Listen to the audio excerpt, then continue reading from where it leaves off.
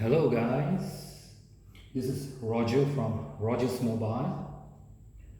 Welcome to the comparison between the S10 and S10e Galaxy devices. We're going to take a look at the differences of both these devices and also do they hold up, how do they hold up to the newer S20 and 21 series in 2021 March. As far as the form factor, the S10e is a smaller, narrower, shorter and lighter device. The S10 is slightly bigger in all aspects.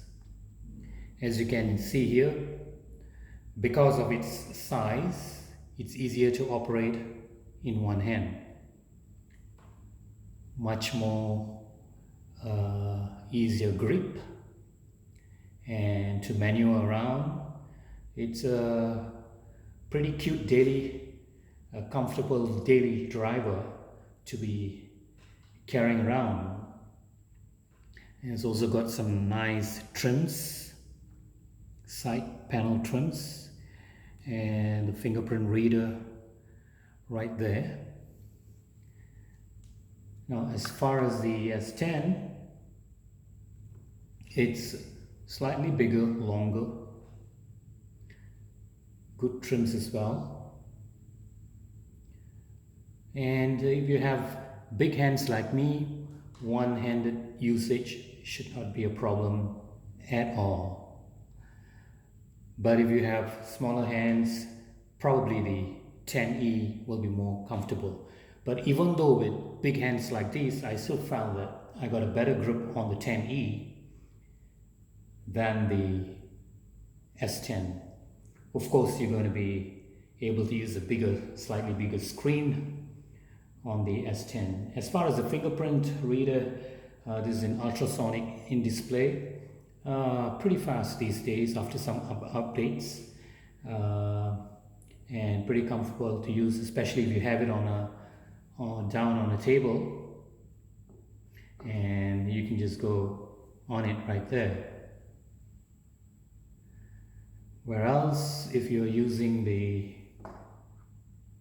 10e, you might be going like this, two hands, or right-handed, one hand. If you're right-handed, and it is fine. But what happens if you're left-handed, then you're going to be stretching up here. So it's a little uncomfortable there. But otherwise, it's fine, it's fast, and there's really nothing much to complain there. It's just that it's a different concept. I'm sure that different people will like it differently. Some are going to like the in-display, and some are just going to like the fingerprint on the side. Now, as far as the display brightness, I pretty much think they are both the same. The sharpness, you really can't notice the difference on both these phones. They are pretty close. The videos are both pretty sharp on both these devices, so nothing really to look out for on the displays there. As far as the cameras, they're almost similar, except that the 10e doesn't have a telephoto. It's just got the main camera and the ultra wide, which is almost the same as the S10e as far as the S10 as far as the ultra wide. But this has a telephoto, so it has 3 cameras. That's pretty much the only difference. They both can do front cam and back cam, 4K 60 FPS. Both have live focus, which is pretty good on both of them. I tried it out extensively. You have the blur background and the subject becomes outstanding in color. If you blur the background black and white, then the subject is going to be colorfully outstanding in the background black and white. So that feature is pretty good. You've got about 4 modes there. to work on the blur. You can also increase and decrease the strongness of the blur, which is pretty handy. And that part works actually pretty well on both of them, and there is no difference. They are both the same. As far as speed, no difference too. They both carry the Snapdragon 855. Of course, some are the Exynos versions, but the speed is pretty much the same, although the RAM is 8 and 6 on this, but I just couldn't tell the difference. The speakers, I must say that the S10 sounds a little better than the 10e. Although the microphones are exactly the same when you do a video recording, they capture the voice the same, but that has a better speaker to play back.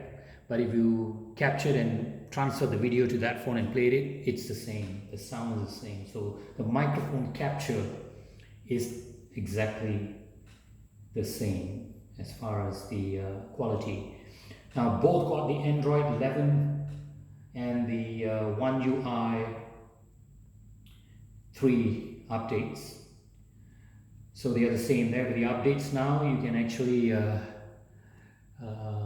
nice feature is cropped up where you can actually tap to shut off. Just double tap and you shut off the phone, which we didn't have it earlier. Simple as that. So that's as far as the updates. Now the battery, same. Slightly smaller battery, but easier screen on the battery.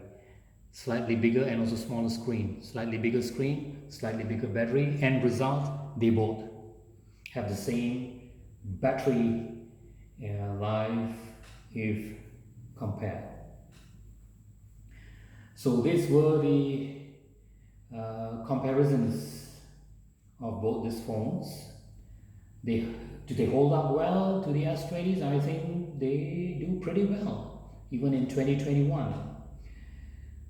They have gorgeous displays, good speed, decent cameras, good microphones, water and dust proofing, wireless charging, reverse charging, and a few more features. Now I must say that although the S20 and 21 series have some better features and stuff going for them, but they also are much more expensive. These phones, the 10 and 10e, have really come down in the price. If you look at March 21 pricings, you can really get them starting at $250 now, and the S10 even $350. They have come down significantly. So looking at the price factor and what they can do, I think these phones are holding up very, very well. So guys, stay tuned, stay subscribed for my next video, and until then, stay well and bye bye for now.